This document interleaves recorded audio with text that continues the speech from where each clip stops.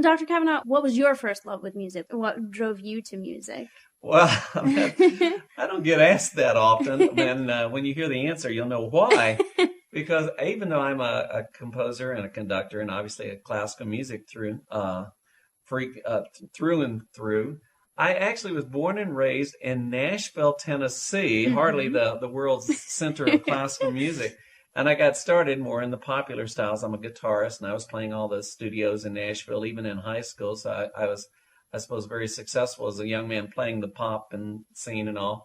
And I actually met a young lady, my girlfriend for 2 years, that she played flute, and her mom was a piano teacher. And of course, she was raised with Bach and Beethoven. I'd never even heard of any of these guys. My mom was a nurse. My dad was a postman. We just, we didn't have that background. And I just fell in love overnight with all this. Just absolutely. I'm afraid that girlfriend is long gone, but my love of great music is still here. And I can remember going down to the Nashville Public Library just every day and picking out records. I'm showing my age now. These were not CDs. These were big round vinyl records. And just listening. It was just like making up for lost time, because frankly, most in the music world, certainly in the classical music world, most people know by the time they're in the 8th grade whether they're going to be a professional musician. My wife started in the 4th grade, and she knew by the 7th that that's all she wanted to do is be a cellist the rest of her life. So I was way behind in that respect. I was kind of a late bloomer. But it was just like a duck taking the water. I've never looked back. I don't want to tell you how many years ago that was. I've already said it was pre-CD. But it was just an incredible thing. When I first heard, the Bach Brandenburg concertos, I just thought, I could die for this. I want to live for that. This was worth spending my life in. It was just a passion. And I heard one of them just this very morning, and it still sounded great. So I must still have it. Now, you touched on something there that I'd like to ask you about. You have a classical emphasis in MasterWorks. Why is that? Why a focus on the classical arts? Well, there's two answers to that. One is just a question of doing what you do best. And obviously, not only I, but all the directors and the people that started MasterWorks years ago, well, we're all classical musicians, so we're not musical snobs. We like a lot of different kind of music, but we're just not experts in anything else. I know a lot of old Beatles songs, but I just don't keep up on all the latest pop things. That's a whole world in itself. It's getting to be such a specialized world, it's hard to even keep up with just the classical scene. So that's part of it. Just this is what we knew, and we also... the second part had to do is because we lived in that world and still live in that world in orchestras and opera companies and theater groups. It's so tough. And frankly, just from a ministry point of view, we found that, well, there's quite a lot of good ministry going on, shall we say, within the pop scene. And I hope that doesn't sound in any way negative. I'm glad there's good ministry going on anywhere in Hollywood or what have you. But we just found very little going on for the thousands and thousands. There's over 100,000 students in America at this moment, say, in classical music undergraduate.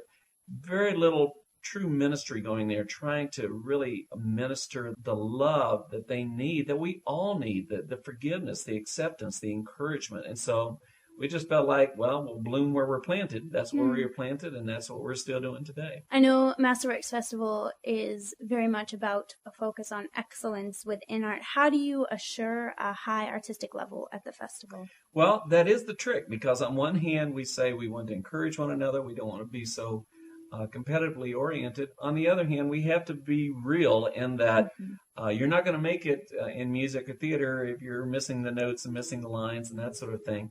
It's a very tough audition process to get in. Obviously, I will have to say, though it pains me, of course, but we do have to turn quite a few away every year that are just not ready, or maybe they're just not at the high levels of artistic excellence that we're looking for. But on the other hand, there are quite a few that, as I say, we usually take in about 250 every year, and we just make sure to hold the bar high. I feel like it's very important. Even spiritually, I just feel like, if God gives you talent, well, you're supposed to do something with it. And I don't think God likes sloppiness any more than the rest of us. If you're missing notes, I don't want to be in the audience for that. One of the things we talk about at MasterWorks, which may sound like a contradiction in terms to some people, we talk about performance servanthood. The idea is when you're on the stage performing in a play or a ballet or a solo concerto, whatever, you're there to serve your audience. You're not there to serve yourself. You're there as a servant. Well, we want you to be good servants. We want you to be servants that will bless the audience. It doesn't bless me very much in an audience if I'm hitting wrong notes. We obviously are fanatics on lots of hours in the practice room. We have mandatory hours for all our intensive study programs. We're not trying to say you're a bad person if you don't play well, but that you won't be nearly as effective as a performer servant unless you really work hard and hone your arts. And so, again, that's a major emphasis at MasterWorks. Now, within that, I know that there can be a big struggle for us as artists with perfectionism. Can you talk a little bit about the difference between perfectionism and excellence? It is a very fine line sometimes. Yes, this is a very tough one. And because of the fact that, if we get into too much of the perfectionism bag, we can just end up slitting our throats, that we have to deal with this. I think one of the keys here has to do with this whole idea of servanthood. Most of us, when we're feeling perfectionistic, I hate to say this, I hope this doesn't sound harsh to any performers out there, but I know my own self, my own ego needs that we all struggle with. Many times our perfectionistic tendencies, or we're just trying to please ourselves. When if we would think less of ourselves and more of our audience, I tell the young performers, get into the piece, get into the audience hearing the piece. Forget about yourself. You can't literally do that. You've got technical things to think about. But I mean, just, first of all, it calms a lot of nerves down. You get over the stage fright thing so much faster because if you're thinking of yourself, if you're just thinking of, what will they think of me and will they like me or not? Will they applaud? Will they boo? You're almost asking for the boos because you're asking for, a doom-fulfilling prophecy. I think if you can get your mind off that, think of yourself as the servant. They've paid money to come and hear you perform. Think of how you can bless them. That's kind of a different thing than the typical ego-driven perfectionism that I see all too often. Okay, so maybe thinking of yourself as the instrument through which the piece is being given as opposed to just my value comes from whether or not I've done this well?